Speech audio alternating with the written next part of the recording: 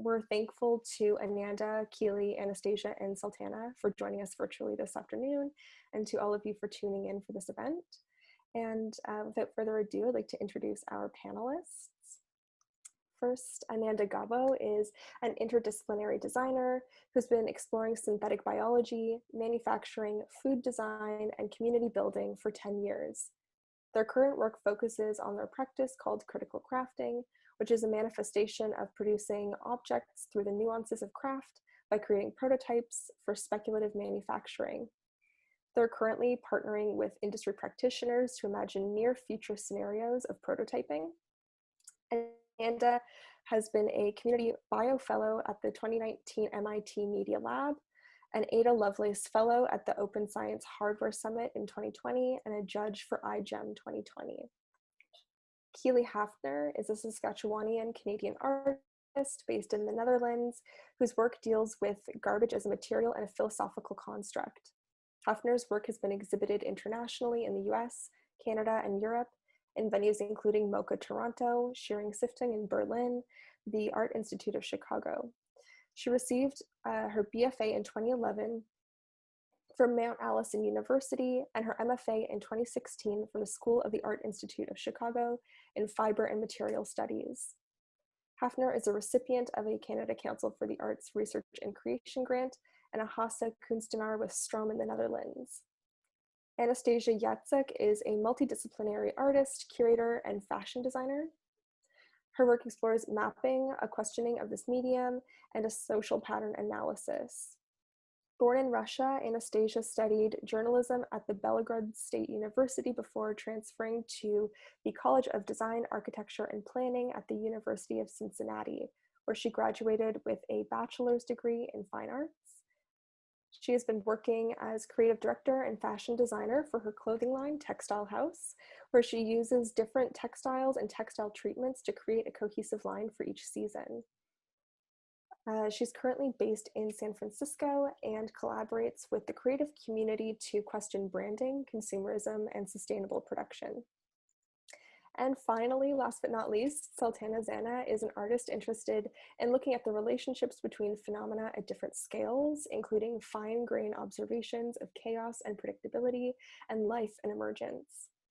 Zana is a new media artist working with sound synthesis, spatial sound composition, film, code, and blockchain technology. Her non-human collaborators include, but are not limited to, mycelium, mushrooms, trees, and insects. New developments in media technology, network theory, and ecological research shape her work. So welcome to all of our panelists. We're so excited to have you joining from so many different parts of the world. And one thing that I should note that brings us all here together today is our shared participation in the exhibition Life as We Know It at Interaccess. This is an exhibition that I curated for the space about biomimicry and envisioning sustainable futures. And a lot of the artists that we're dealing with today collaborate with other species in doing that, experiment with different forms of sustainable prototyping. And that's a bit of what we're going to be talking about today. I regret to inform you all that the gallery has just closed today due to COVID restrictions, but we'll be still sharing content from that show, and you'll get to learn a lot more about these artists and their work today. And I guess one good place to start off today's session would be to talk about the works in the show. So maybe we can start off with Keely, if you'd like to share a little bit more information about your work in Life as We Know It and to describe your art practice more generally. Sure thing. Thank you very much for giving us this opportunity to do this panel, and thanks to everybody for joining in.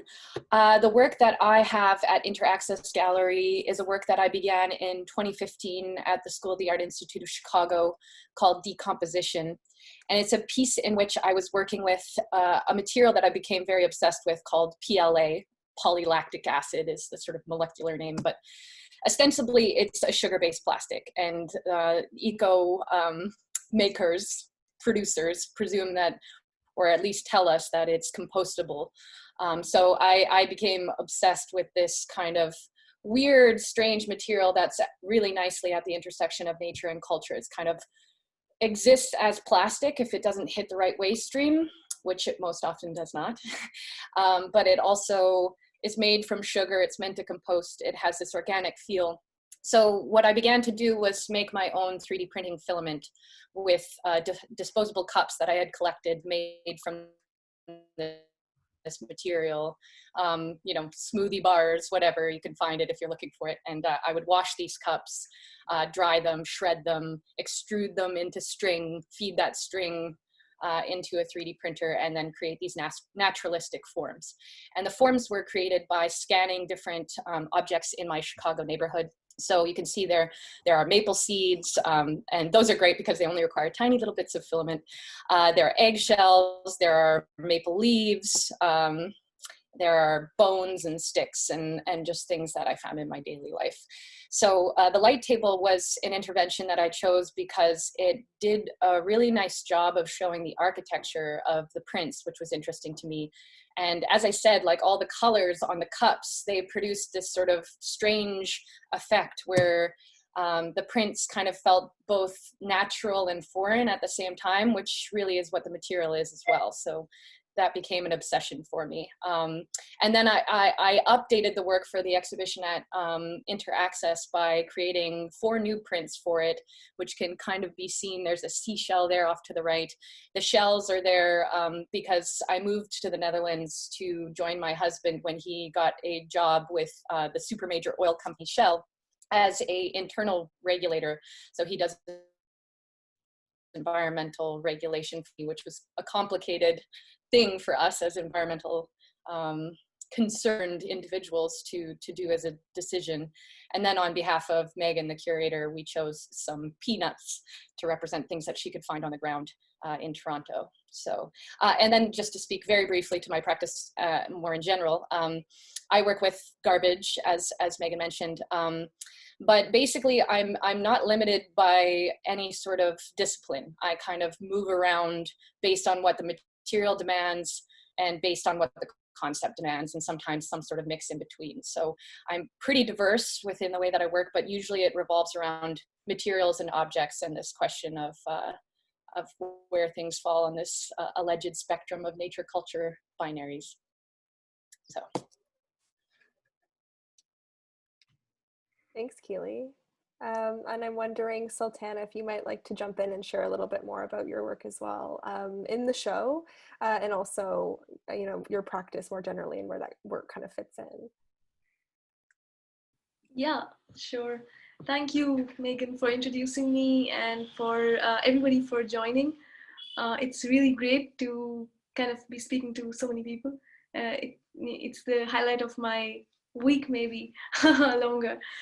So I will start with the work and how it came to be. This work was created at an art residency in a small Himalayan village. I was there for a month, and on days that I went, and one of the days I went walking into one of these folds of the mountain. No road, only sheep tracks. There I observed a moth sitting on a boulder, on a huge boulder. The pattern on it matched the incidental lines of trickling water on the boulder, which dried up trickling water. It had found the perfect place to sit so that it was almost invisible. Time, water, marks, residues, animal poop, color of soil, trails left behind by snails and snakes. All these markers say something about a landscape. At any moment of time, they give away so much about what happened in this place and what can happen. The trees towering above all of this, being home to these beings, causing the rain and local weather conditions, cannot be unintelligent or unseeing of all of this.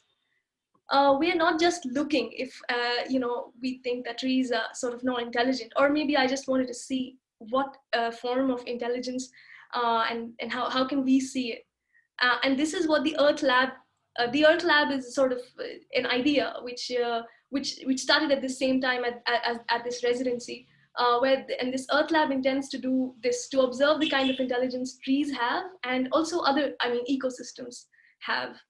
what I intended to do was to map this group of trees, the distances between them, their age and their placement into a network graph, and then then into a mathematical matrix. Every network can be represented by a n cross n mathematical n cross n matrix. This representation of a network is different from the network graph representation that we usually that we're used to imagining when we imagine or say a network. I wanted to take something which has such a visceral feeling, that is an ecosystem of its own, and then abstract it from what it is into a matrix, which is just a bunch of numbers in a grid. This matrix would reveal a different kind of knowledge. And this is something that I find very interesting, that, that we really do this abstraction a lot, where we take huge things and we abstract them down to say whatever, a bunch of numbers, and then we look at those numbers, and those numbers tell us everything we need to know about that. I mean, this is something interesting, and so I was trying to do this process to actually look at both of these sides. So this medium is the message is both for arts and sciences. I mean, how we see. And so this is something that I observe even in, this is something that I do also in my practice. I made a film about this process and about finding out that these group of trees were actually planted by humans.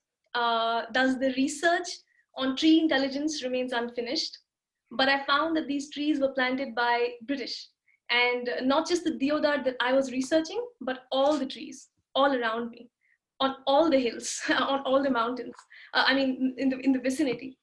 In fact, large landscapes, just planted, all plantations. Everything that I thought was actually a Himalayan forest was actually a plantation. So, and I found this because I went to the forest department asking who planted them, when they planted them, why they planted them. And I found out all of these layers of colonial history and of how we deal with this colonial history now. And so this is what I made the film about. And the film has been screening at Interaccess, thanks to Megan. So this is kind of about this work. So 70 years ago, these forests became protected forests. I mean, these plantations became protected forests under the government of India. And yet these there's these forest fires because for many reasons, but one of them, the locals also think that because all of them are like plantations, there is not that kind of biodiversity for forest fires to not happen. So there's an entire the trees, entirely, the entire side of the mountain will be burning, and there's no kind of way to stop it. And it happens every year, and it's normal. And it's sort of, it's bizarre, but this is how it is. And so I was like, so this is kind of what I found, and this is what I made the film about. So well, that's about the work that is showing in this exhibition. My practice in general is kind of like this idea of trying to see from the other side, trying to see from within networks, and trying to not be human. And the usual argument is that we are humans and we are limited by our being human, and that we cannot become mycelium or a tree, even if we wanted to. To that, my response is that it is possible to shift one's awareness, and that shifting can open newer senses and newer lenses, and it is like a path. So it is like taking a path. So yeah, I mean, that's how I think I define myself. I define my practice for myself. Thanks so much, Sultana. And now I might toss it over to Anastasia and Ananda, who are two halves of critical crafting. If you'd both like to talk a bit about the nature of that collaboration and the work that you've developed for the show.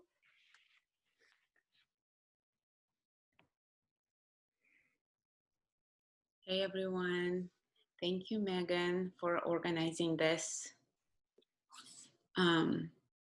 Ananda, should I start? Yeah, okay. Well, so just visually, we have 6 acrylic tanks that represent a pattern that would eventually be enough to make one jacket. So just like 6 different patterns of a jacket.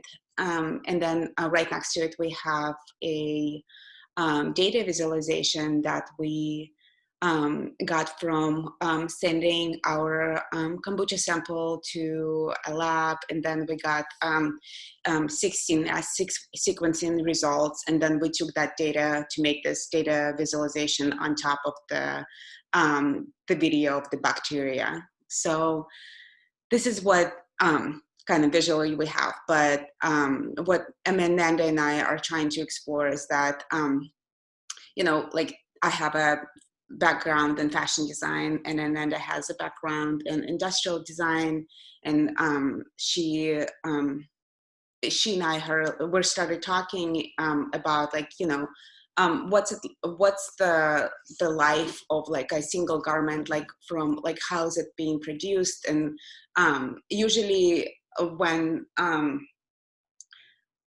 we make something, like when we make a piece of clothing, we have a bolted fabric, and then it gets cut into smaller pieces, and then it gets sewn. So her and I wanted to make just like a rough prototype of like what it would be like if we had a textile that would just grow into shape, instead of just like having all that extra waste of like this cut out pieces that cannot be used for something else.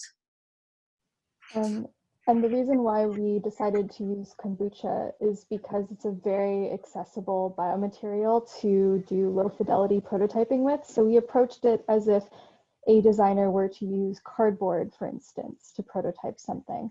Ideally, we would like to use just bacterial cellulose, but also the benefits of kombucha is that it has a high acidity content, that it kind of can sort of preserve itself in a non-sterile environment. In terms of my own personal practice, well, Anastasia, maybe also elaborate on your personal practice a bit.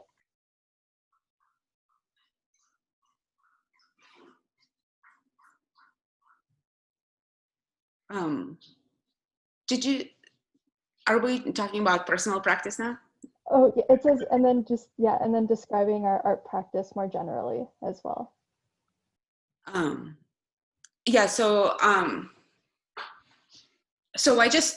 do fashion design for like my day-to-day, and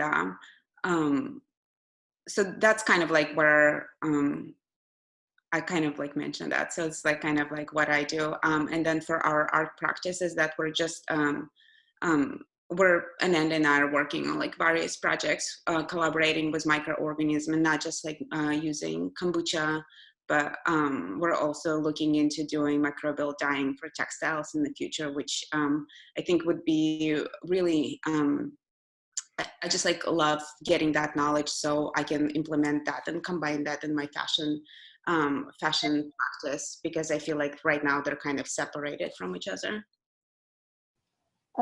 And then my personal practice is using my skills in industrial design to assist projects in open science and citizen science. And then I have my own interests in biodesign as well. And sort of that project came to, or my obsession with biodesign came to be from this like moment in high school where my like support systems were completely torn down. And I had to start thinking about what extreme resiliency looked like. And that kind of took me to this like microscopic level of thinking of what does building a life look like for myself as a human from, and scaling up from there. Anyway, that's all.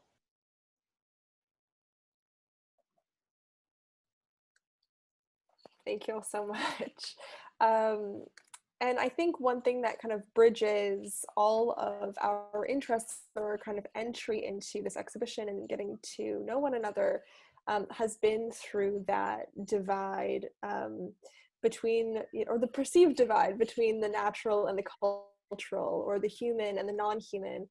And that's something that the exhibition explores more generally. But I know that you all kind of have your own approaches to and opinions about that. So I'm hoping that you can maybe discuss how your work relates or plays with those binaries between the human and the non-human, or the natural and the cultural. And maybe we can start off back with Keely. Sure thing.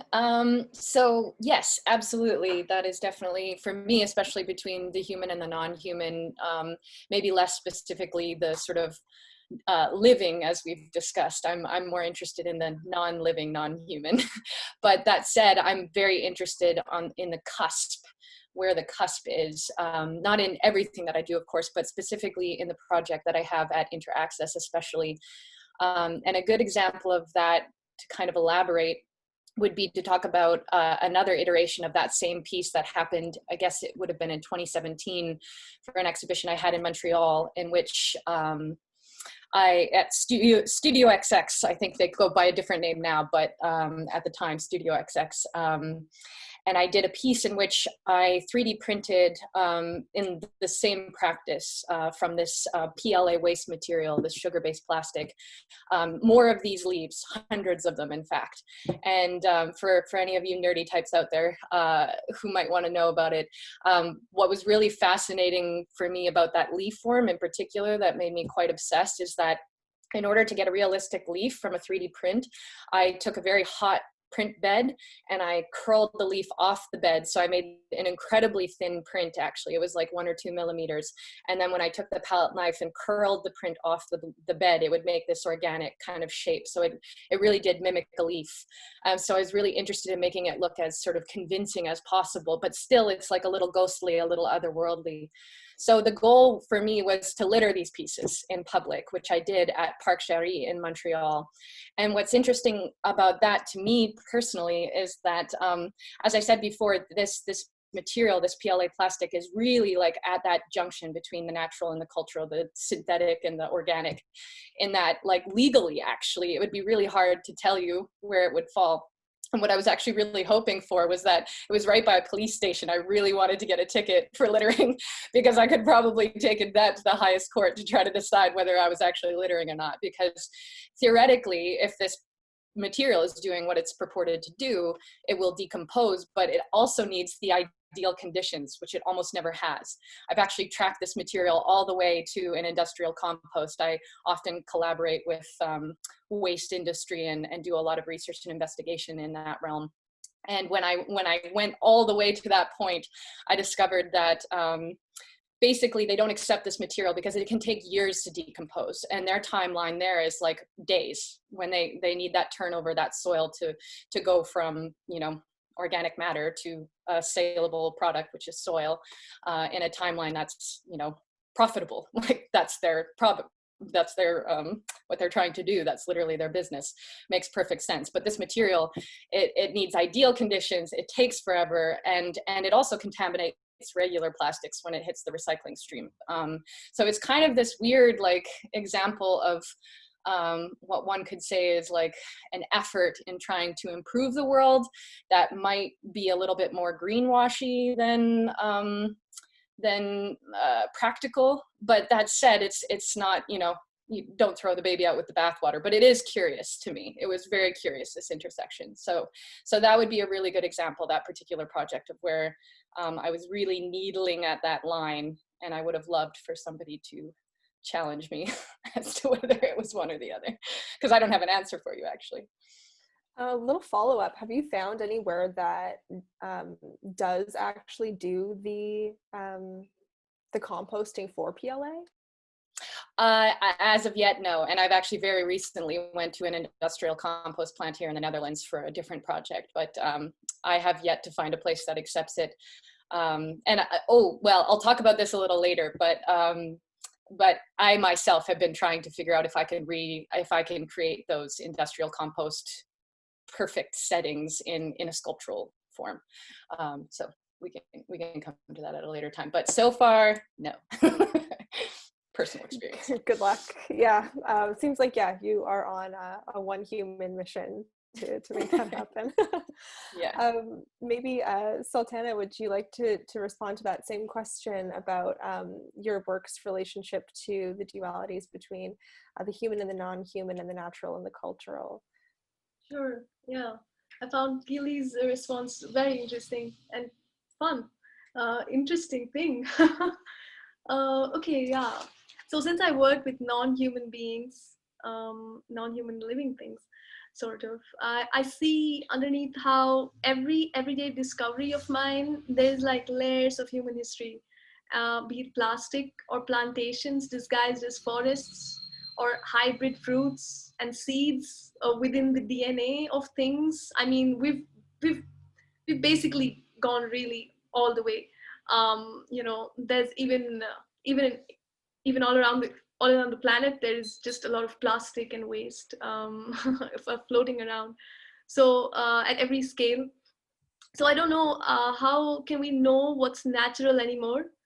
If the planet is also sort of like natural anymore, I don't know if we can say that. Um, which is why I look at like mushrooms and weeds, things that are not intended to be there, but they exist, which is resilience, like Ananda was saying, and that's what I find interesting, and that's what draws me, sort of things that are not supposed to exist, but exist despite everything that is sort of not allowing it to exist. Yeah. So I don't think I can say much about culture. All I can say about is nature. Thanks. And Ananda, Anastasia, you as well, in your kind of prototype that you've created, and also, you know, within the work that you both do independently, are these kind of questions that you have, these binaries?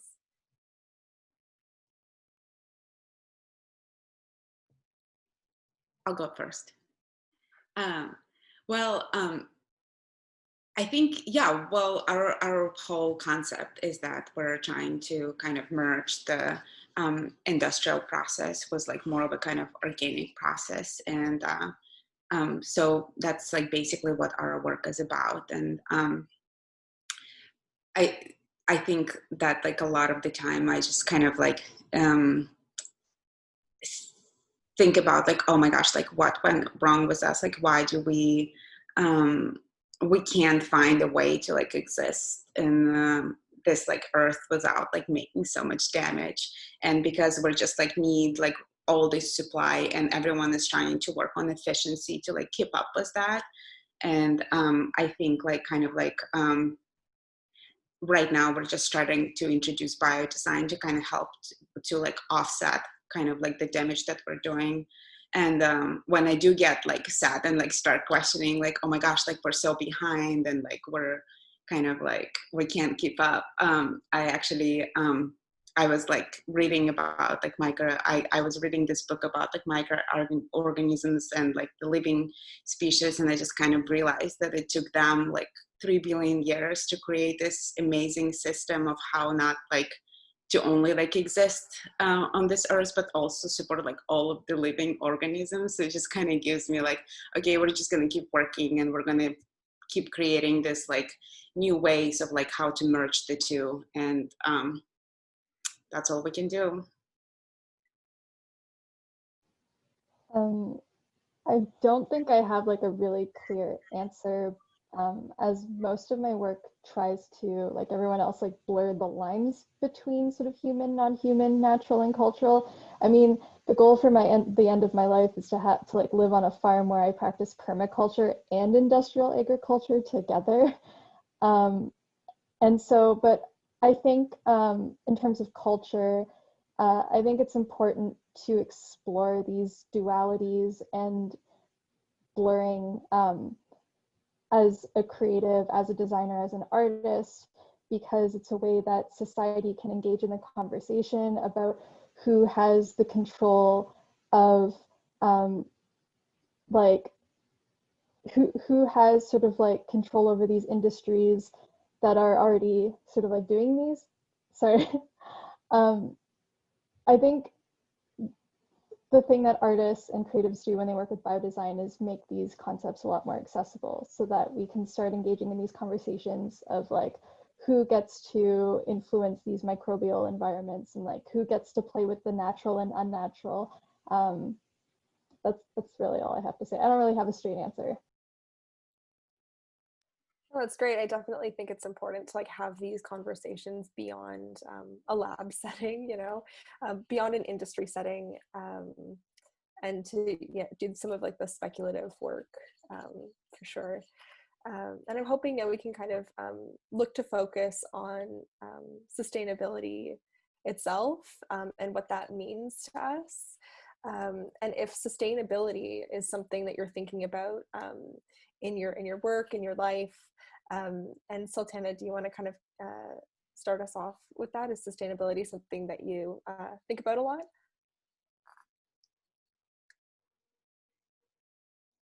Unmute myself. Yeah, it's a hard one, sustainability. Because I mean, in my life, in my practice, I think for all of us, I mean, all the panelists at least, and you, sustainability is something we think about. It is a huge thing, huge consideration for everything we use. Mostly, at least I mean, I'm assuming, but at least what I use. But I mean, listening to Anastasia and Ananda and Keely, I think and you curated the show, so I suppose everybody really contemplates about this. But what does it even mean? You know, it's so hard to pin down, which is why it's an easy word for, say, UN Sustainable Development Goals or something like that, because it's so hard to pin down. Like, what does it even mean? Sometimes plastic bag can be more sustainable than paper bags, say, in a case. So it's because there's so many variables. But so it's really materially, it is very complicated to say what is sustainable. But in practice, I think that simplicity is sustainable. You know, simplicity is sustainable because, in a way, as a way to think, as a tool, even as a practice in life, just I find that a reasonable way to kind of be sustainable is to kind of follow simplicity, you know. That's, yeah, I don't know if it really I mean, I don't know how much it makes sense, but it's something. Thanks. And Ananda, Anastasia, you may have your own separate responses to this kind of question.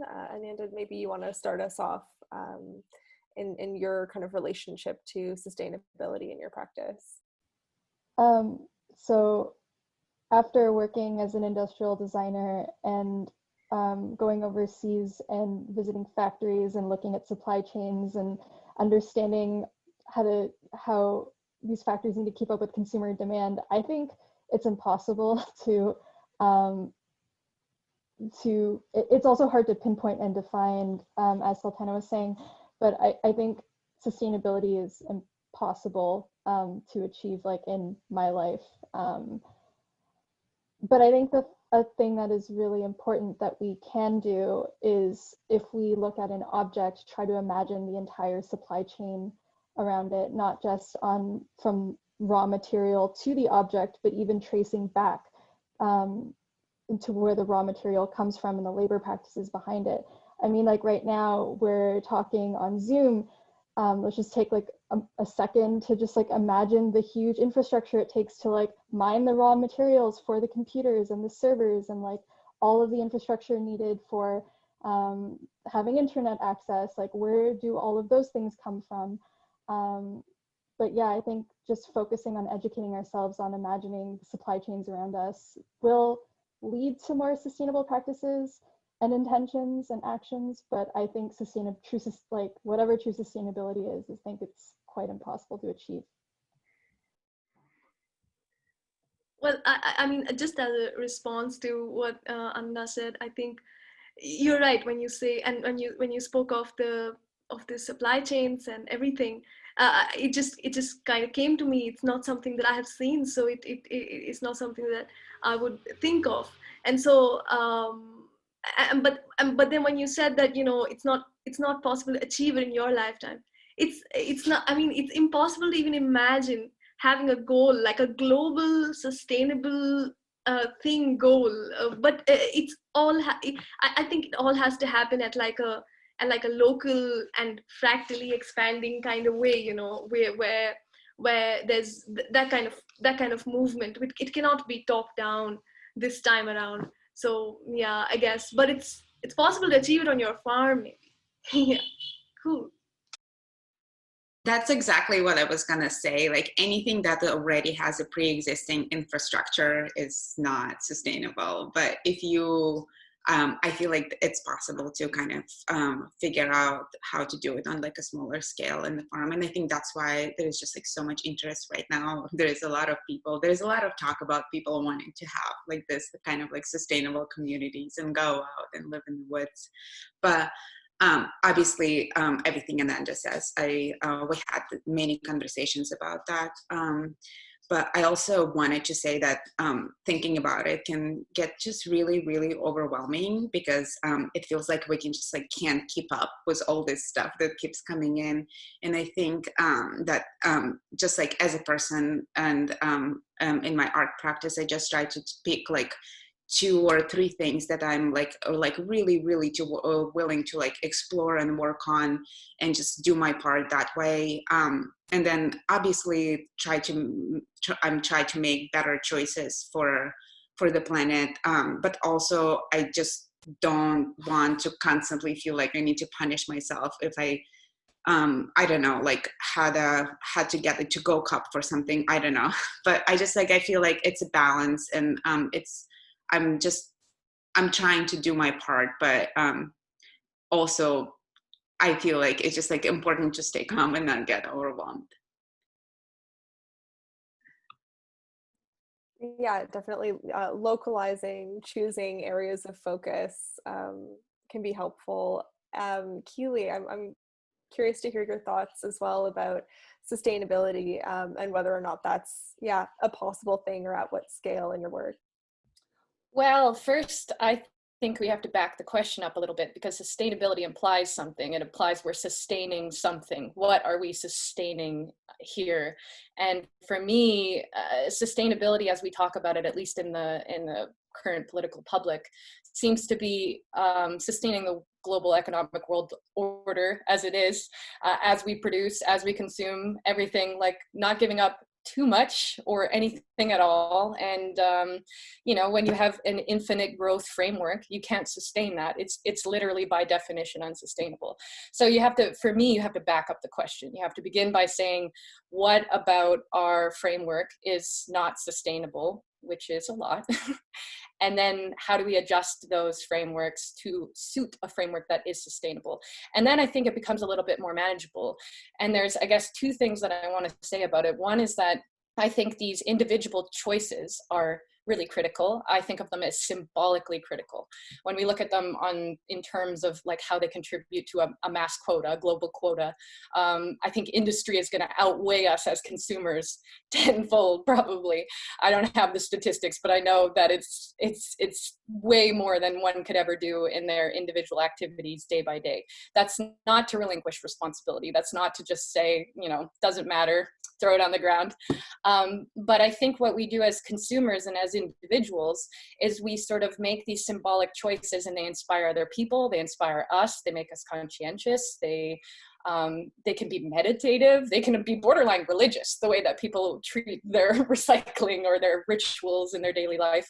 And that can either be really stressful and traumatic, or it can be really freeing, and we can discover all these places where we can be like, oh, actually, I don't need that. My life is better and healthier without that. And now look, all this time that freed up that I can spend, you know, doing vermiculture or whatever the case may be. And then on the industrial scale, of course, we've got to drive policy, and artists are important for that, I think, absolutely, because they're making these symbolic gestures that then, I think, was it Ananda who said earlier that it gives this sort of like, it sparks the public imagination. It makes it possible for us to imagine a future in which we can do things a little bit differently. So of course, in my work, like, I'm not saying everybody go out and get an extruder, everybody like take your cups and like make 3D printing filament, and like, we're going to save the world, like one, you know, 3D print at a time. That's absurd. But it's kind of this, like, for me, a little bit of a beautiful symbolic gesture that gives us maybe a little bit of hopefulness that we can then project into our daily lives.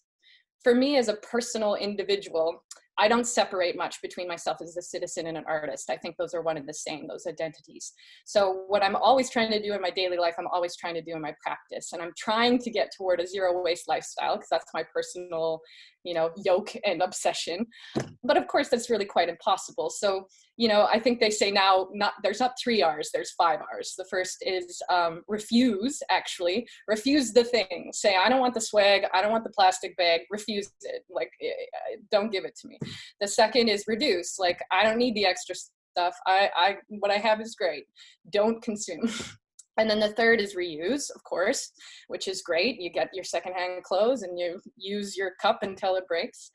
And then the fourth is recycle, actually. So if we were to focus on that first, it's like the sustainability question. It's like, no, like, back it up. Where does the question begin? And then the fifth is purported to be rot, which is to compost. And hopefully if you've done all those first 4 steps right, there's almost nothing left at the end, and it composts and it's great and life is beautiful. But of course, that's idyllic. But that's something that I personally strive for. And it's an ongoing thing. I mean, I'm a klutz. I break stuff all the time. It's just the way it is, but we do our parts. Thanks, Keely. Yeah, I think it's a great point to raise, and this definitely came up in a lot of responses to this question, is that, you know, artists can play a really, really important role in at least consciousness raising or the envisioning of alternatives. And I think all of your work has been really successful in doing that. And I'm also hoping we can maybe chat about some materials that you don't use or won't use, either in your practice or in your everyday life. And, you know, in the place of those materials, are there certain materials that you are more drawn to instead? Ananda and Anastasia, maybe Anastasia, do you want to start off with that? Yeah, I can start. I think I'm gonna break it down into like my personal choices and the choices I make when I work for fashion line, because I feel like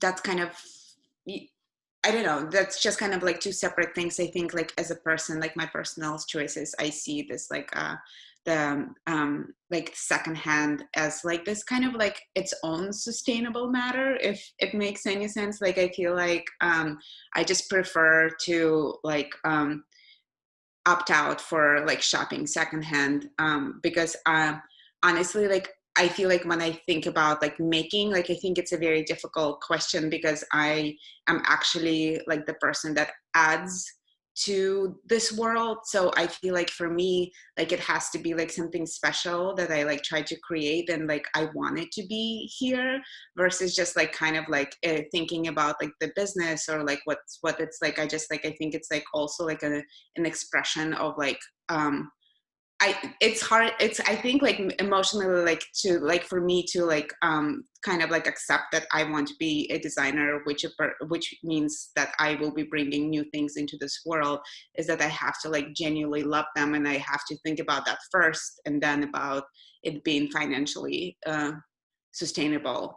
But when I do make choices for the fashion brand, there are like many ways of like how the materials can be chosen. And I think like so far I've been opting out to choosing either, like I started making a lot of things was raw silk, and like something that can be just like kind of dissolved into the earls. And I was like very diligent about like using like cotton thread versus like polyester thread, because like these little details like really matter.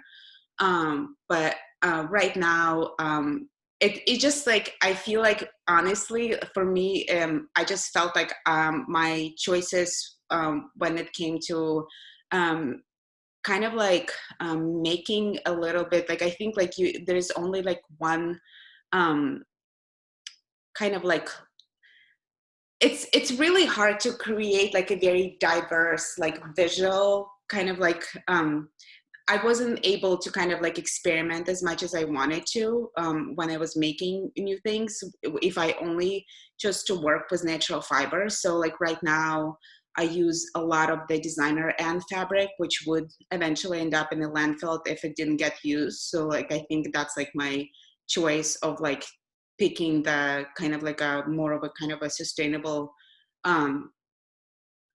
route versus just like going out and buying new fabric or ordering new fabric to be produced.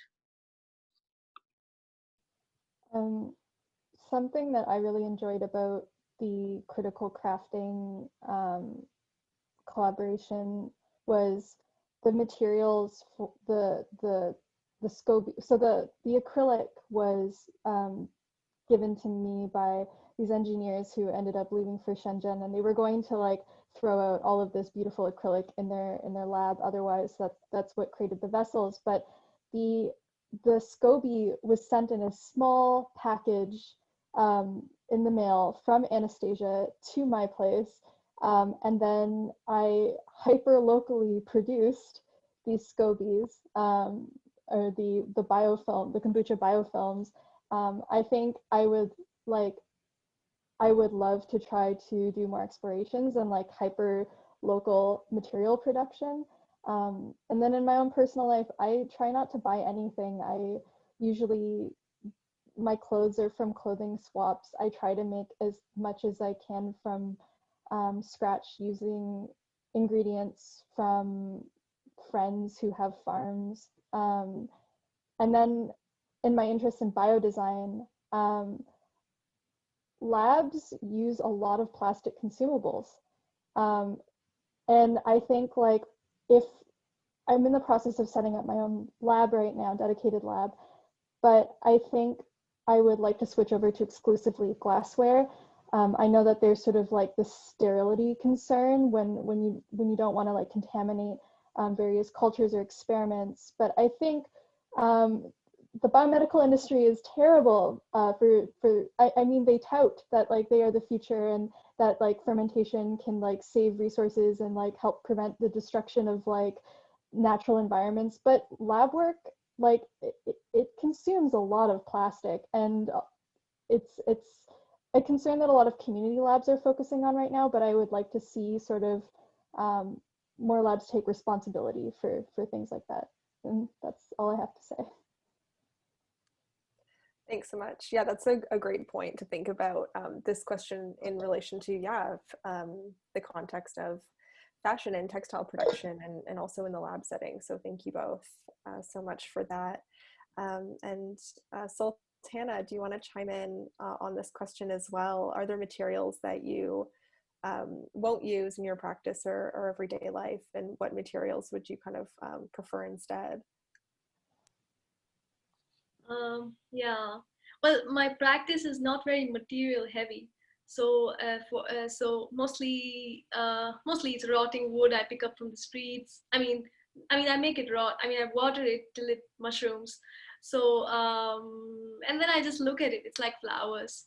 So there's not much that I kind of manufacture or use or like kind of material heavy practice. It's more like an observation based practice and like taking walks into all kinds of places kind of practice. So yeah, in my life I try to not buy anything usually except food. Yeah, and so I go through this practice of if I need something to optimize my life, then I go through this process of either finding friends who might have it who are not using it, or to pick it up from streets, like just DIY make it. Usually, you find all kinds of things in streets. If you live in good streets, more so than if you live in bad streets. It's a diverse experience. But also cities are very different. So the one I'm living in right now, which is Bangalore, has lots of stuff on streets. The third way is to kind of like make it by picking up pieces of like wood and stuff and finding cool ways of doing things, so that people can come over and be like, oh wow, you use this for this, and all kinds of things. So yeah, I mean, this is just few steps, And then if you finally don't find any way to procure this thing that you require, and there's no way to make it, then you can buy it. But I think this process, of course, takes time. And so you must have time, isn't it? If you're really, really like running, then you can't do any of this. And then so it's always, it's a trade-off. I don't know, it's very complicated. It's not easy to say that this is possible for everybody to do and everybody should do this, because it's not. I have also done like really wasteful things because there's no other way to do it. So yeah, it's really something to, I think now more and more people are thinking about it, and I mean, we're talking about it. So yeah, that's all I have to say. Thanks, Sultana. Oh, sorry. Yeah, just, please. yeah, there's one material though, which really, really hurts me when I see concrete, concrete cement. It's just, it doesn't allow water to pass through. It's non-biodegradable, and it's all over, and they pour it in soil. It's just like a liquid which turns into solid, which is easy for people to use, and it's like everywhere. It's the worst thing ever. So I mean, if anything I want to make like a mud house and not use cement, and there are some really nice ones. People really work on the architecture and everything. Thanks for the clap, Keely. And yeah, so that's one of the materials. Thanks. And Keely, yeah, would you also like to talk about some of the materials that you won't use? Or, I mean, I know that you also have, a complex relationship with the material that you do use, which is PLA, but I'm sure we're also interested in hearing a little bit more about that and about some materials that are even more devious.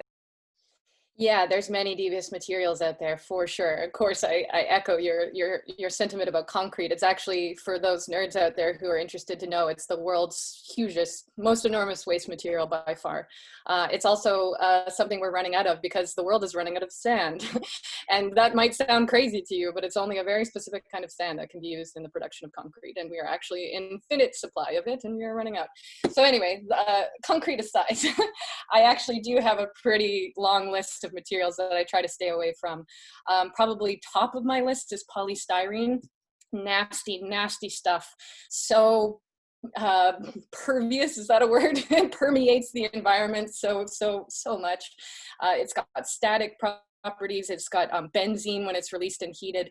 There was a time where I thought I would, because I like to work with waste materials that are particularly difficult.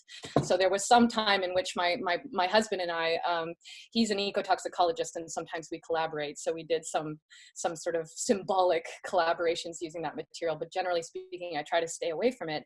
And because I'm a maker's maker, like I really truly am, like you cannot stop me from making it. It's sooner kill me than that. So I do have to find a way. I really do.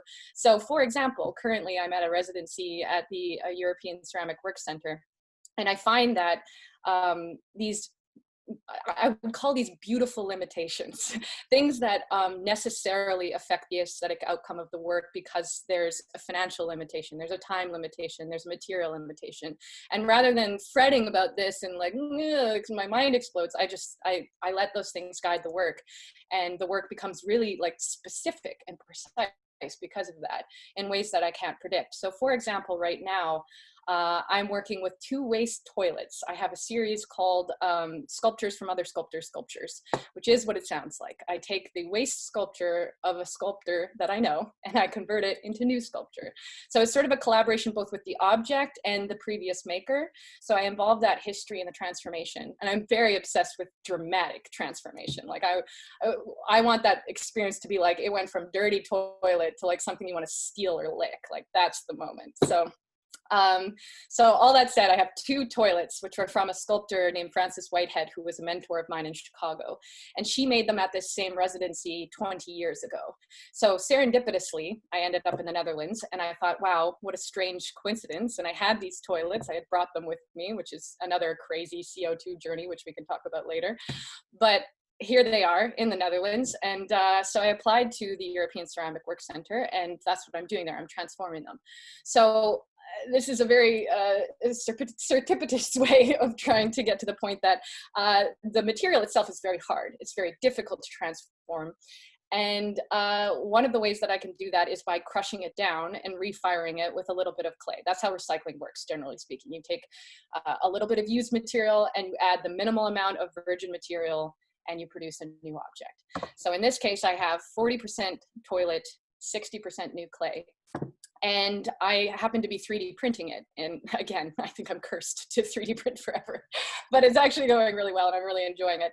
But here's the limitation is that I wanted to increase the scale. I'm trying to make a meter cubed sculpture, which is a sort of vessel for my own breath, the amount of carbon dioxide that one human exhales in a single day, which is meter cubed. In order to make it that big, I just spoke with the technicians there and they said, you have to make a polystyrene mold.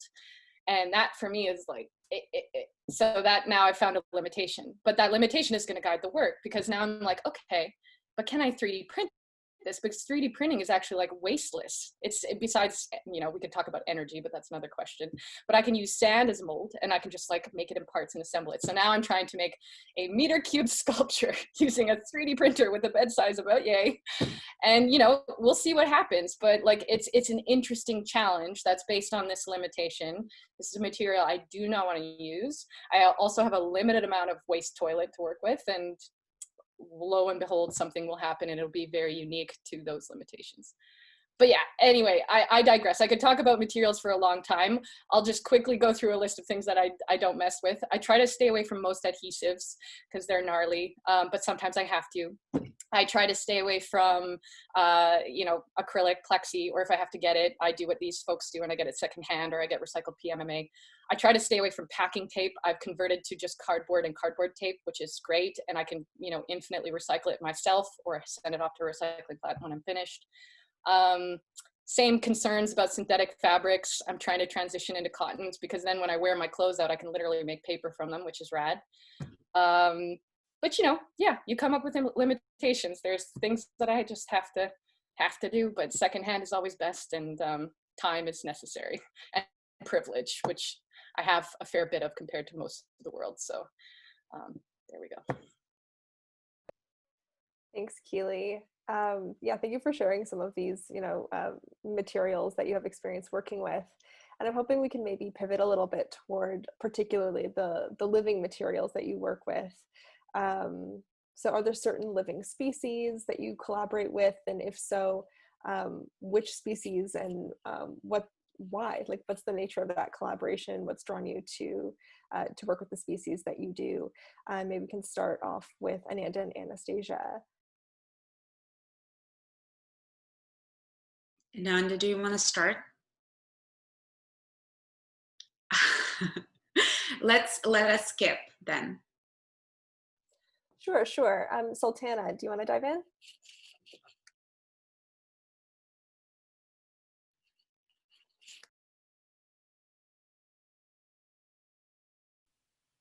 Yeah. Yes, because I get to talk about Mycelium, which is my favorite partner. Yeah, so an ancient natural growing network in pure form inside amorphous, rich, diverse, and active and dynamic landscape of the soil. What could be a better metaphor for like the learning about the world, or just kind of like understanding about networks? So I mean, in my practice, I look a lot at networks and emergence and you know, I mean, these ideas, these are just words. These ideas of like what is chaos and what is complexity and what emerges out of this. These things are kind of emerging from a science which was using a certain kind of way of reduction and dividing subjects up into different, you know, smaller and smaller parts and trying to study each thing.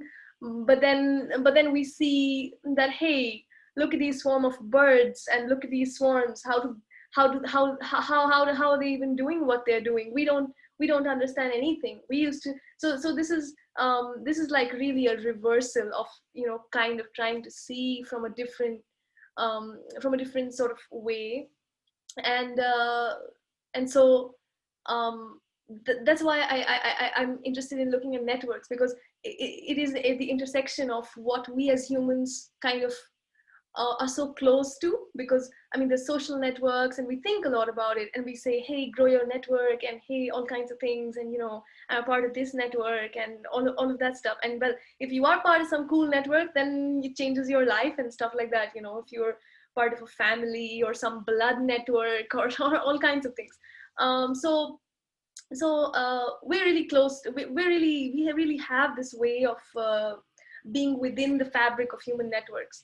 And then so it's really it's, that's why I kind of look at mycelium as a metaphor for kind of like seeing another way of seeing. And that's the living thing that I kind of collaborate with. I don't know if I really collaborate with it. I don't know if it'll talk to me, really. I mean, I love it. It's one-sided. Well, we will find out next panel. And most people, I think most people might know what's mycelium, but for those who don't, it is both the gut and the brain of all fungal species, most fungal species. There are thousands of species of fungi, and so there are thousands of kinds of mycelium who have all kinds of you know, characters and natures and sizes and scales and so on. So that's mycelium. So it's not even one thing we're talking about. It's like, it's really a multitude, but it's a form, and that's a growing network of purely growing network, which means that. So I mean, it's interesting because we as human beings, I mean, of course, inside us there's all these networks, but we don't perceive them. We perceive ourselves as these fully formed individuals who dress up. I mean, which is great, but then we see every other people as other people, and then we're nodes in a network. Of course, that can be, of course, but what then happens is that you're not seeing as a network, you're seeing yourself as a node in a network. But then what happens if you try to see you as being a network, which means to say that you're not at one place at one time, but you're at many places at the same time, which is a crazy thing. Because, for example, a mycelium network, imagine a mycelium network in a forest or anywhere, and this network is kind of, it's present. So it can sense what's happening in this side and so on, and so many places. In the same way that you can sense your toe and your finger and your all these different, like top of your ear and all of these different parts, if you move your awareness to it. And so, but still we think of ourselves as one body. It's interesting to kind of shift that to kind of think of like as a growing network, and as not as, so there's something that I find interesting to use the metaphor of mycelium to imagine what it feels like, what it would be like to kind of be mycelium, or to be network, or to be growing in that way, or to be kind of like perceiving in this other kind of way. And also about where it lives, which is crazy. It lives in soil, so it's I mean, most times, not always, of course, there's underwater, there's underbody, so all kinds of things. The substrate is really variable, but this is a more like generic form. I'm talking about mushrooms and things like that. So yeah, soil itself is quite interesting. So yeah, which is also a living thing. So that's also another thing that I quite enjoy working with. Yeah. Thanks. And I know that we are getting some questions in the chat, and we'll be sure to circle back to those at the end of our session. Yeah, maybe Anastasia, you're unmuted. Do you want to dive in? I'm ready. I just kind of, when I think about collaborating with, I'm so sorry. Actually, skip me. Let me put the doggies out. I can say something. So when I collaborate with living species, it just depends on like what's available. I once found myself at a lab, a community-based lab in New York, and I didn't have any materials with me. I didn't really know what strains I wanted to work with or what experiments I wanted to do. So instead, I tried making a cell line from the local Whole Foods. I just went in, I got a packet of chicken, I got some other things, and I tried to like culture the cells, and then successfully. And then I ended up going yeast hunting, and I visited a friend's garden, and I also like got some fruit from the grocery store, and I tried cultivating yeast from sort of the consumer-based products around me, and just tried to work with what I had, and that was really eye-opening as well. But yeah, I just try to work with what's around me, but then I also just try to think of like, what is that, but like on a microscopic level. Anyway.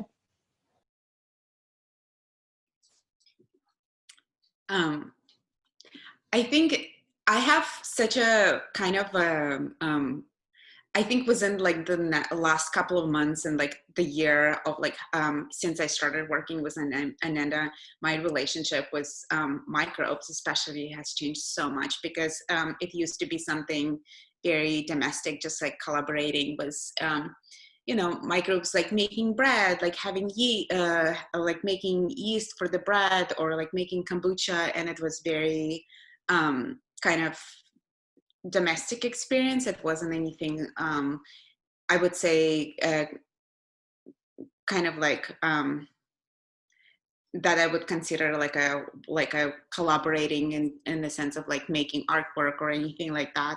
But right now we're working on the microbial dyeing project, which is super exciting.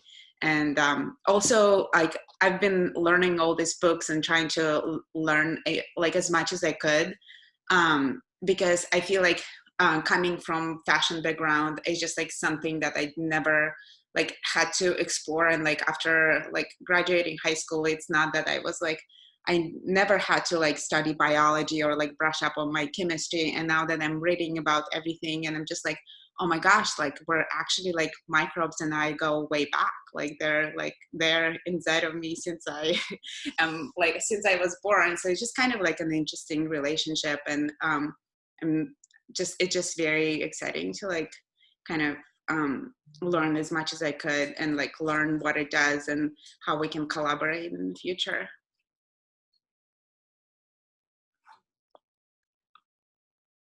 Thank you so much.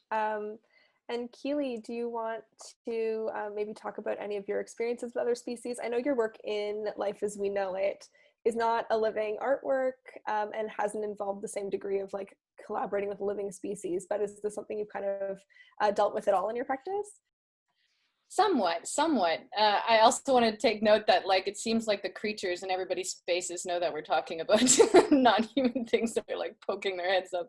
I just want to throw back a little bit to what Sultana was saying. I have a lot of empathy for this idea of networking, and I think it's like one of the most critical ways to move past what I would call the 20th century conundrum of disciplinary thinking, where we made a ton of progress, really quite sensational progress by sectioning off all our parts of thought into very specific disciplines and learning as much as we possibly could within those disciplines. But then the difficulty became there was no cross-contamination, there was no cross-dialogue, or next to none.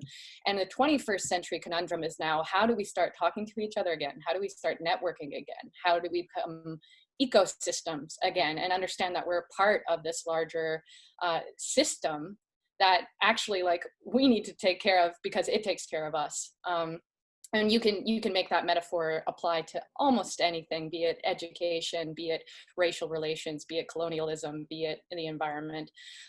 So talking to each other and collaborating with each other is critical, whether you're working with non-life or life.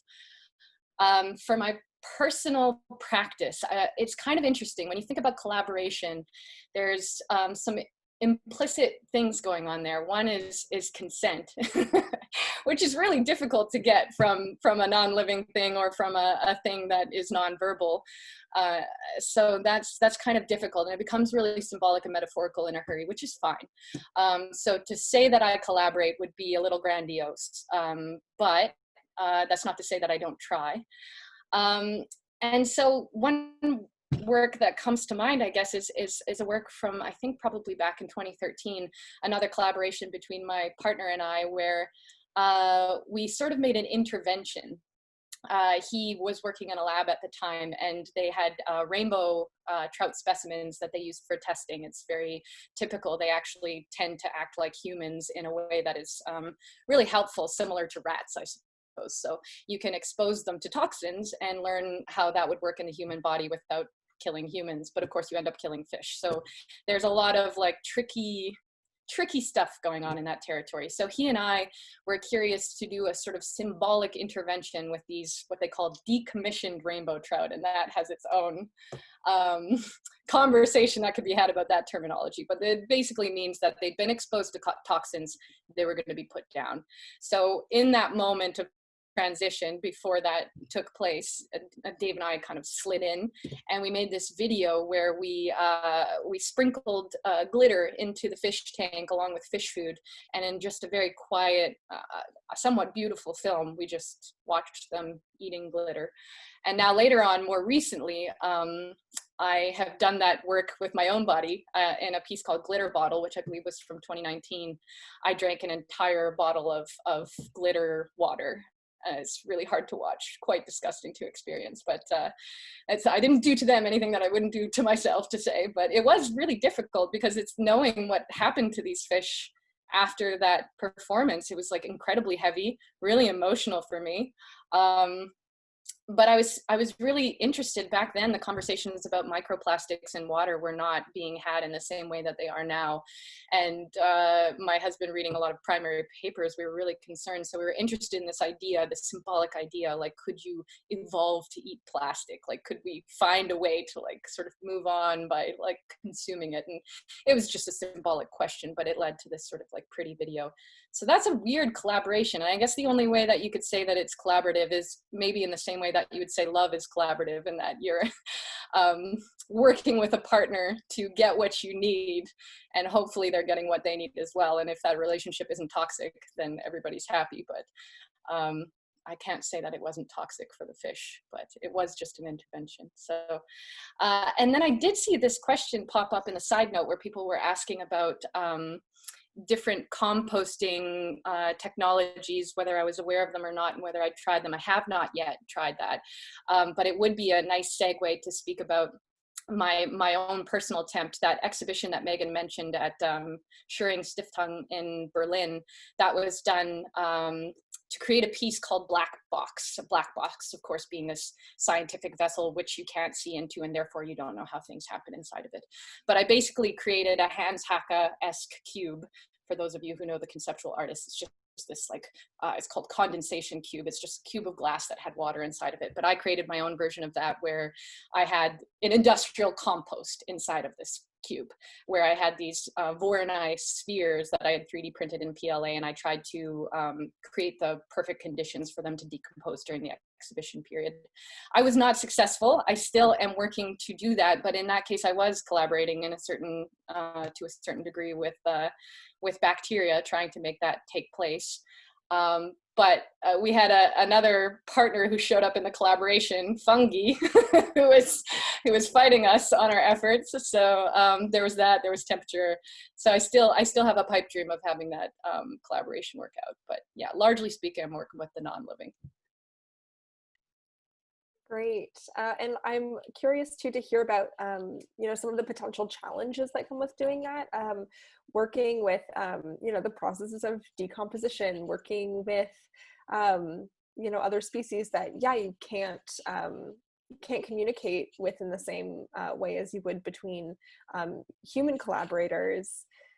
Yeah, I'm curious to hear about some challenges that may have arisen in those processes for you, and also, you know, in light of those, what obstacles do you think people might expect if they're interested in working with more biological materials, or trying to make their artistic practice more sustainable? And maybe Sultana, do you want to start with that one?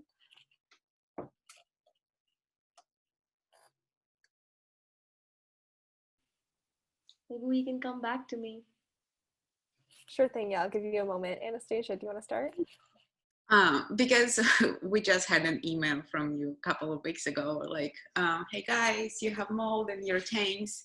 I feel like just collaborating with microbes, they're gonna do what they're gonna do, and contamination is definitely a possibility unless the circumstances of existence are just like super sterile.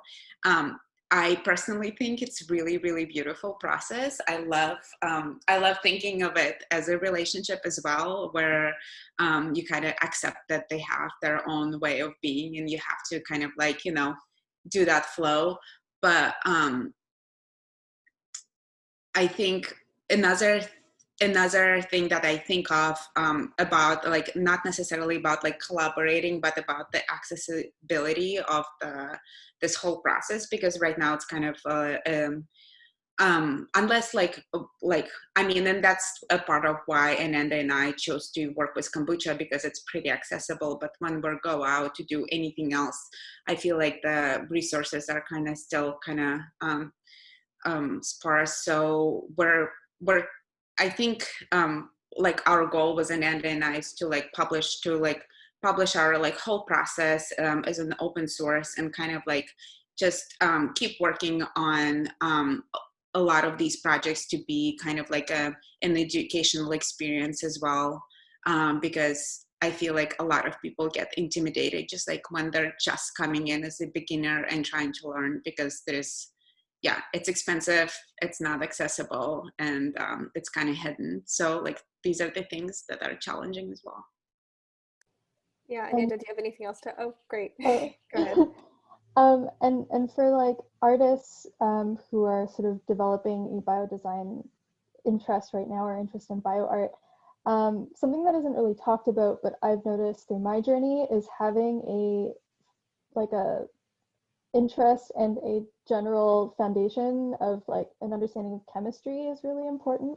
I think there are, I think what I've noticed is we're kind of, in some spheres, we're hitting a limit with like DIY biomaterials explorations, because there's a lack of understanding of sort of the process of chemistry that goes on behind it. And I think as well, like making these protocols open source is incredibly important. Yeah, to produce more of these alternative materials. Like I wouldn't be able to practice biodesign if it wasn't for the open source community. And my goal is to build upon that. I also wanted to add that last night I was just thinking about my experience in art school, and I was thinking like, man, I wish we had a lab, and I wish we had someone to encourage us to like go play. And I really, really hope that that's going to be something that will be added on to the curriculum, but that's something I wanted to mention as well. Yeah, fostering that cross-disciplinary exchange would be really nice within those like formalized institutions that have the resources to kind of make that happen. I agree. Keely, do you want to go? Yeah, I was just going to say that I think you got to be tenacious. Like DIY culture is a beautiful thing. It's just like open source information is a beautiful thing. And there are a lot of people out there, be they on the internet or in your own community, who are probably really interested in the same thing. So one thing that I find is an incredible resource for working sustainably as best as I can, because my studio, you probably can't tell, but it's actually very small and very angled walls and kind of difficult to work in.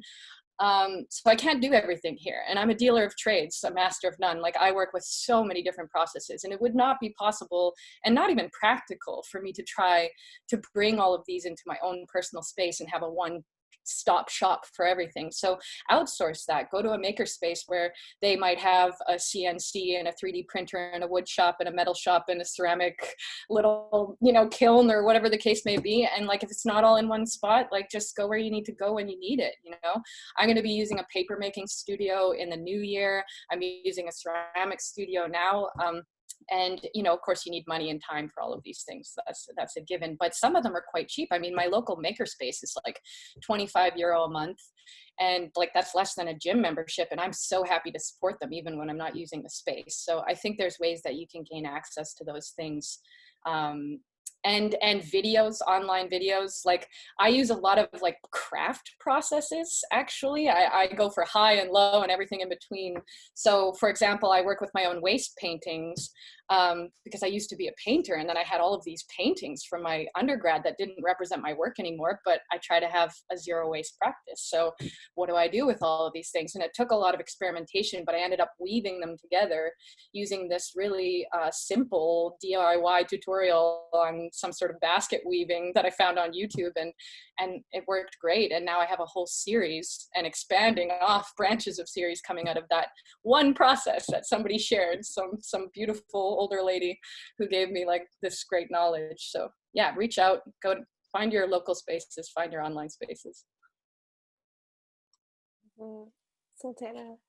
Yeah, it's really nice to hear. It's nice to hear that, and it's interesting to hear that you were a painter and that's what you did. Because I also had paintings from before I ever went to any art school, did anything. You know, that's what I was doing in my engineering degree, painting. So maybe that's what I should do, or find another thing to do with it. Because I have a bunch of them, also just lying around.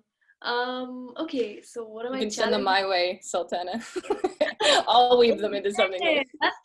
That's even easier, you know, except all that CO2. Except all that shipping. Yeah, see, here are the challenges right here in front of us. Yeah, but for me, challenges working with the stuff that I work with is that we don't live in the same kind of vicinities. And I'm talking about, you know, things like slime mold. For a while, I was looking for slime mold, like naturally, and not to find a pre-existing culture lab. And that's also hard to find, or at least I don't know the right places, or there's a lot of paperwork sometimes to get those things. And then maybe I don't have things that are very paperwork heavy. Usually I'm like, maybe not, maybe something else. So yeah, I was trying to look for slime mold for a while naturally, and then it did happen. It just came in front of my eyes. I mean, not came in front. I was walking and I found it somewhere, and so I took that piece, like a piece of bark, broken piece of bark on which also it was growing, and then I brought it back with me and tried to try to love it, and in a way that, hey, how will you grow? And then I did some, this YouTubing and Googling, but it failed. So the slime mold didn't really love me back. And so this is the kind of this is the kind of challenges I think, mostly that we don't live in the same kind of vicinities, and also because we live in very different kind of spaces now, which are very not very, but which are sort of like flat and sterile and don't have a natural affinity towards growing things. And we also don't have a very much of an affinity towards growing things. It used to not be always like this. In fact, I think just maybe 100 years ago, it was not like that. We were not so flat, like now everything is flat and smooth. So there's another layer of smoothness which has come with the 21st century. I think 20th century things were pretty flat, there were flat surfaces and all kinds of, but now there's smoothness, like there's paint, and under the paint there's the POP, and the table is smoothened and it's varnished, but before it's varnished it's smoothened even more. And so this removal of like roughness is actually is what is my personal challenge in procuring anything, because when nothing grows on smooth things, be it smooth concrete or smooth glass or smooth whatever, even wood, so in that way I think that removal of roughness is it's like a conceptual, like it's at a deeper level. I think that's the challenge, to move towards a roughness where things can grow. Because, and also, I think that human beings are fundamentally different in this way. This is my understanding of how, because everything else kind of eats space, which exists in space, but it also creates a bunch of space in existing, like a tree creates a bunch of space with like the surface area it creates with the number of leaves it has and so on, and everything is basically kind of creating more space than it's occupying, except us, because we do the opposite. We smoothen it out and we occupy more space rather than less than. So that's like a conceptual challenge of why I'm unable to get things that are supposed to be here, Yeah. Yeah, that's really interesting in terms of the environments that we're building are becoming increasingly inhospitable to other species, and so our ability to find them naturally and to collaborate with them in our own regional context can become increasingly difficult. And also the inability to necessarily access like sterile space, labs, industrial settings to kind of achieve the processes that we're kind of reaching toward, that would ensure the success of it. So it is a lot of trial and error for the kind of processes I know you're all working with. And yeah, the kind of practice, I guess, and research that goes into all of that. I was hoping to talk with you about, the resources like suppliers and other artists that you kind of, use as resources, and where you kind of get your information, your supplies. But what I'm thinking of doing for the sake of time maybe is speaking with you after the fact and compiling a list of resources and sending that out to the participants, if that's okay, and then we can kind of dive into some of the audience questions. Does that sound okay to everyone? Yeah, cool. So let's see what we've got here. I know that a lot of you have been very kindly contributing questions in the chat, so we'll work through some of these now. So we have a question here from Anuj about Anastasia, how you kind of asked the question about what's wrong with us, why can't we kind of share the planet more ethically? And they were reading about the Kardashev scale and saw an article about human civilization as a potentially interplanetary invasive species. And they're hoping that this provides some context to their question about if sustainability is a goal with the necessity to achieve harmony or generational equity.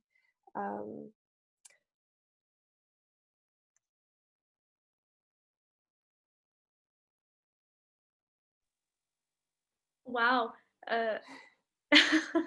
Great question. I mean, this idea, I've heard of this idea of the human civilization as a potentially interplanetary invasive parasite. Sorry, I'm just jumping into kind of, I don't know if I have the answer, but I've heard of this idea, and human civilization as a potentially interplanetary invasive parasite.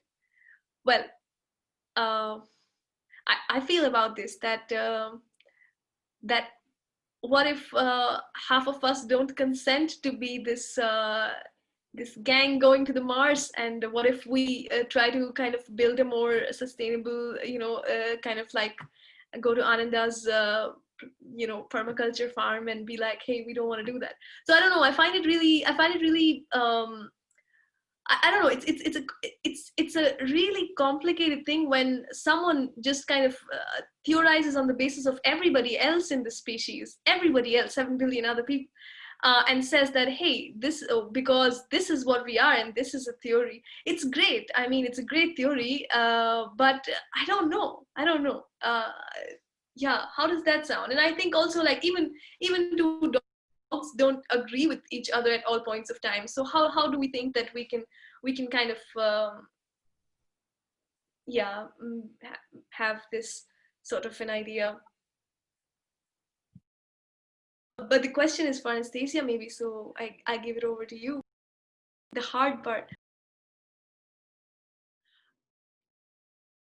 Oh, I see it, actually. Sorry, I was looking for the question. Now I see it. That's like right in the beginning. Let me read it over one more time. Sure. In the meantime, maybe we can hop to the next question from Mackenzie, which I believe is directed toward Keely, about the potential 6th R, which is repair, and how you feel about that. I feel great about that. I give us as many R's as we can, but like, let's make sure that we like get them in a good order. Repair is like way at the top. So good. And I think it's really like an extension of reuse actually, because, you know, if you honor the things that you own, you don't have to buy new things. And one thing that I take great pride in is mending. And, you know, it's a soothing activity for one. So in these anxious times we're living in, I highly recommend it. But also a good mend, like my God, when you notice a good mend on somebody's shirt, like that is like, And really it comes down to also questions of planned obsolescence, because, you know, since the early 20th century, really since the middle of the 20th century, particularly the post-World War II, planned obsolescence, the idea of building obsolescence into objects was literally enacted very consciously by industry who was trying to jumpstart the economy, in the US especially, but it's permeated into everything. So like the classic example being probably what everybody is well familiar with the light bulb industry coming together. Light bulbs were lasting too long. They were lasting 100 years. It's like nobody can make money off of light bulbs when they last 100 years. So that technology has been around. All the light bulb companies get together, they lobby the government as they tend to do, and they say, we need policy that makes it so that light bulb manufacturers must embed failure into these objects so that consumers buy more of them.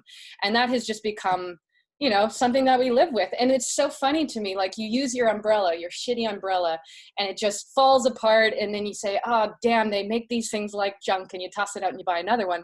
Like that is a beautiful, perfect system from this perspective of the manufacturer. Like they made you feel just good enough, just cheap enough. They found that sweet spot so that you're like, I will buy this. And then just enough forgetfulness is built into it so that you like will do it again and do it again and do it again. So yeah, repair is critical. Repair is so critical.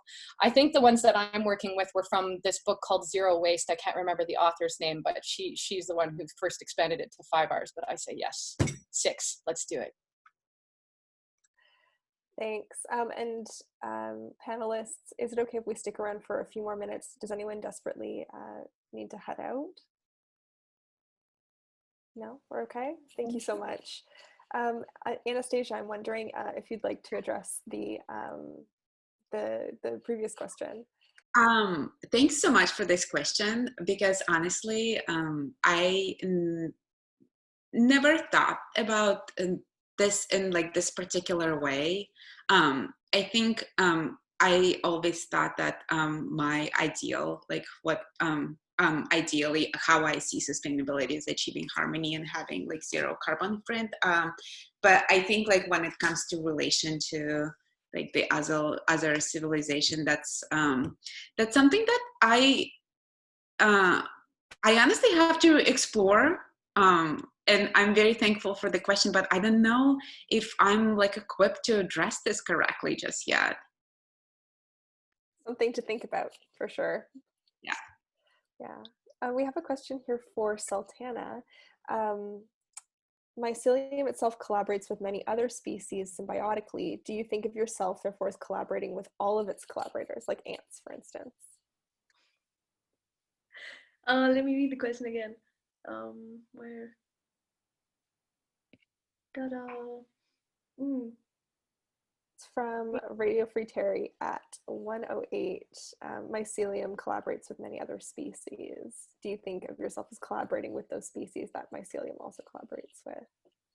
Yes. I mean, firstly, I don't know if we're really collaborating. I'm I'm observing them and kind of trying to learn from them, like I do from people also. So in that way, it's not really, I don't know if we can say collaboration, but it's not. Also, I mean, I think in the art world, or if I can say, this word collaboration came in when people were using a lot of like, because we used to use material. So it's like, hey, I use paint, but you can't really use, say, whatever, a living being if you have any.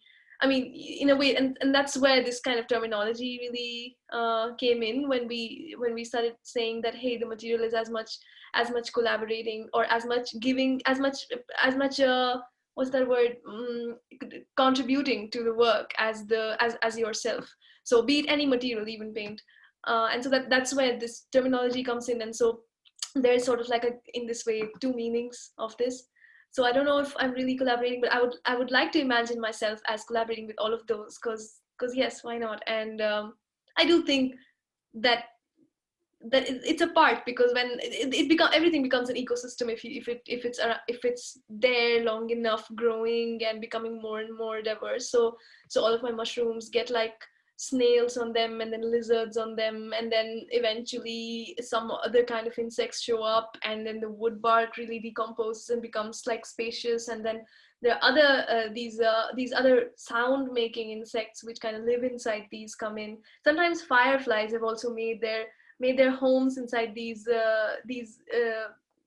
rotting pieces of wood, which is not rot really, it's beauty. So that's, yeah, so I think I'm collaborating with all of them. I mean, if they would like to. I'm hosting them at least. Making them comfortable, you know. Yeah. I think I'm constantly questioning like whether I'm collaborating. I like to call it collaborating, but I also like think like, am I trying to like domesticate and kind of like control? Like, and I always like, I have to bounce off from, because like, I think like, obviously the idea is just like very, like, you know, just like kind of, I constantly question like, which one am I doing? There's a very fabulous book whose name is escaping me. When we issue things to you all, we'll add this to the reading list. But it basically talks about the idea of how life forms have influenced us, and each chapter is focusing on a different organic object. One is about tulips, one is about potatoes, one is on marijuana, one on apples. But there's one on wheat, which is really like has affected my brain and way of thinking, which talks about how humans at a certain point in their evolution started to clear trees to allow grain to flourish in order to harvest that grain, and then they became bipedal and so on.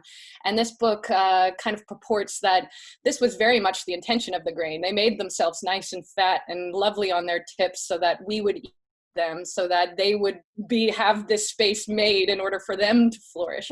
So I think in a lot of cases where we think we're fully in control, we're actually under the thumb of other beings just as much as we're putting them under ours. It might be our own hubris to think that we have that much control. Is it called Botany of Desire? That's the one, Michael Pollum, yes. Good catch, Ananda. Thank you so much.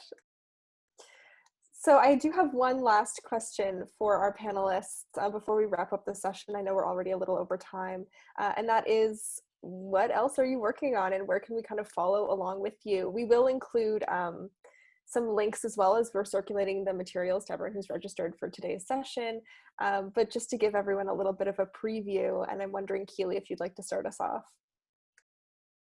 Sure. Well, in these uncertain times, there's plenty I could say about 2021, but I'll refrain because I think it's too hard to say at this point what will be real and unreal. But currently I'm at, as I said, the AKWC, I'm sorry, I'm used to saying it in Dutch, European Ceramic Work Center.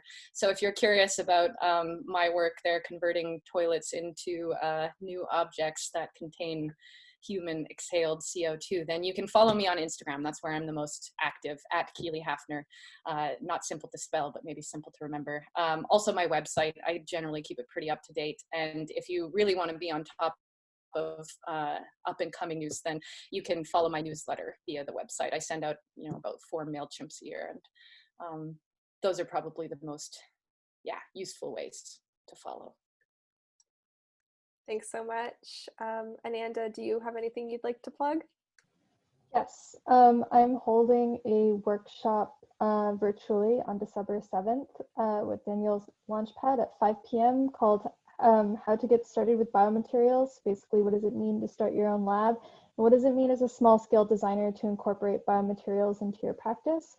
The link is for registration is in my bio on my Instagram. I can put my Instagram handle up, but yep, it's __Gabo. Yeah. Thanks, Ananda. It sounds like a great event. I'm looking forward to it. And Anastasia, would you like to go next? Yeah, well, actually, I think Ananda should. We just started a separate Instagram account for critical crafting, so I would love to share that in the chat with everybody. We will be posting our progress and updating on our writing piece, and then also talking about the new project that we're working on. So, and we do use Instagram mainly for. I don't know, it's, that's where I'm acting the most as well. And then if anyone wants to connect, my personal Instagram is Anastasia Yatsuk. It's just my full name. So I do post some of my other side projects or anything that is related to fashion and just kind of, you know, my personal thing.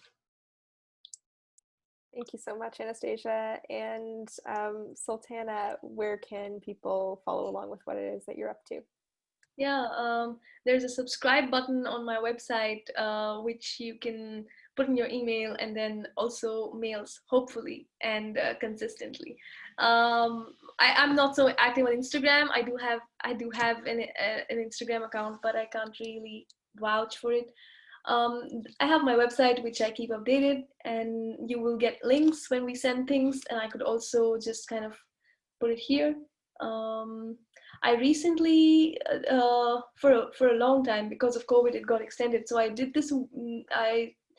There's this new work which one phase is done and one is ongoing, and I would really like for all of you to be to kind of participate in it. It is this idea. You download. You don't have to download anything. In fact, it's a web app, so you can just access it at fieldness.com, fieldness.com, and the work is called Fieldness. And the idea is that you go on a walk.